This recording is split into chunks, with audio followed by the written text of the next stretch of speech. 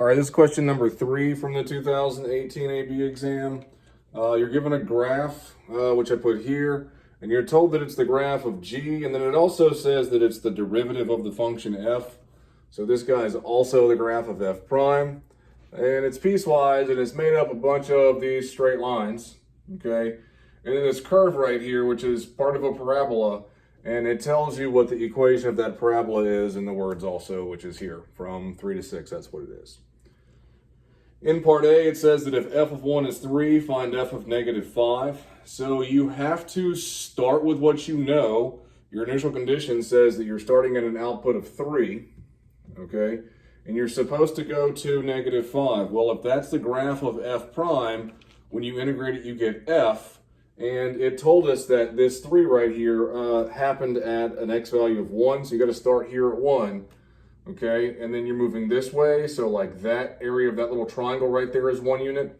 It's above and to the left, so he counts negative.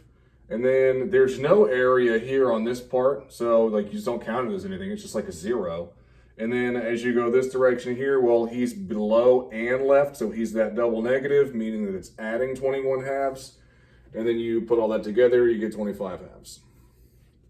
Part B. I want you to evaluate the integration from 1 to 6 of g of x dx, okay? So this is the graph of g, and so I'm integrating it. I'm going this way here, okay? Now, this right here from 1 to 3, that guy right there is a rectangle, or I guess a square, and he's a 2 by 2, so that's equal to 4. So that's this piece right here, okay? And then I split it up there because it stopped being the line segment and started being the parabola. And so this is me integrating the parabola right here, that guy right there. And so if that is the parabola's equation, well, when you integrate it, you bump that up to a 3, and then this 2 gets divided by the 3. X minus 4 is the inner function there, but the derivative of that is just 1, so it doesn't matter. So it puts you to here, all right? And then just plug and chug like you know how. I chose to pull the 2/3 out front to make it easier. So 6 minus 4 is 2 cubed is 8.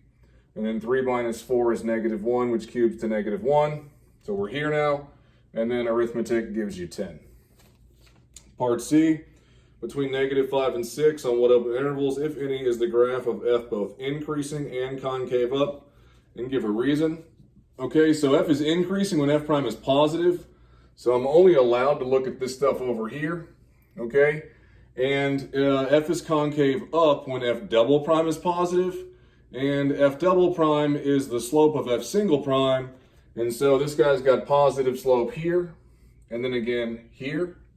So the intervals are from 0 to 1 and 4 to 6, and the reason is simply because both f prime and f double prime are positive on those intervals. Part D, and this one's kind of tricky.